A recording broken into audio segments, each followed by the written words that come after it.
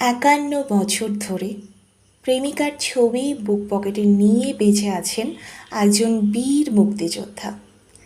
নাম তানিস উদ্দিন, প্রেমিকার নাম জোহরা। এক ইন্টারভিউতে বিয়ে কেন করেননি এই প্রসঙ্গে তানিস উদ্দিন বলেছিলেন, আমি এখনও স্বপ্নে জোহরাকে দেখি। জোহরার মতো সুন্দর কখনোই কাউকে লাগেনি। তানিস উদ্দিন আর জোহরার প্রেমের শুরু 1964 সালে। তানিস উদ্দিন তখন ক্লাস 10-এ পড়ে আর জোহরা ক্লাস 8-এ। কিশোর মনের চঞ্চলতা ভীরুতা নিয়েই হয়েছিল প্রেমের শুরু। জোহরার সঙ্গে দেখা করার জন্য প্রায় সন্ধ্যায় তানিস উদ্দিনকে মেঘনা নদী পার হতে হতো নৌকায় করে। দেখা করে আবার নৌকাতেই ফিরতেন তিনি।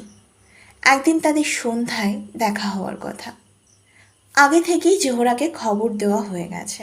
সন্ধ্যায় মেঘনা নদীর ওপারে জোহরা অপেক্ষা করছিলেন।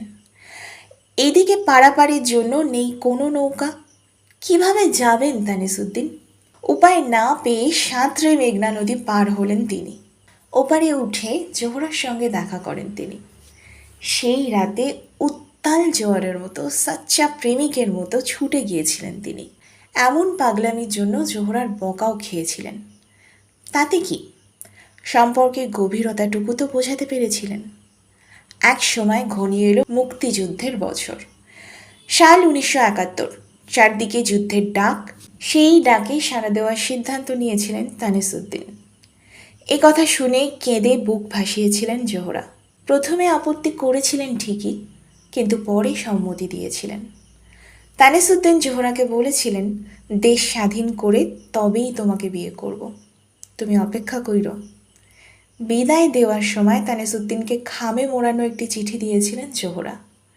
খামের ভেতর 100 টাকার একটি নোট ছিল, আর চিঠিতে লেখা ছিল, শুধু টাকাই রাইখ্য না, সঙ্গে আমার ভালোবাসাও রাইখ্য। কলকাতা আগরতলায় যুদ্ধ প্রশিক্ষণ শেষে দেশে ফেরেন তানিস উদ্দিন। লোকেশন রেকি করেন, মিটিং করেন, শত্রুপক্ষের ওপর ঝাঁপিয়ে পড়েন। এভাবেই মুক্তিযুদ্ধের দিন কাটতে থাকে তার। জোহরা কেমন আছে, কি করছে, এসব ভেবে মাঝে মধ্যে আনমনা হয়ে পড়েন। স্টেন গান মাথায় ঠেকিয়ে ভবিষ্যতের কথা ভাবতেন তানিস উদ্দিন। দীর্ঘ 9 মাস পর যুদ্ধ শেষ হয়।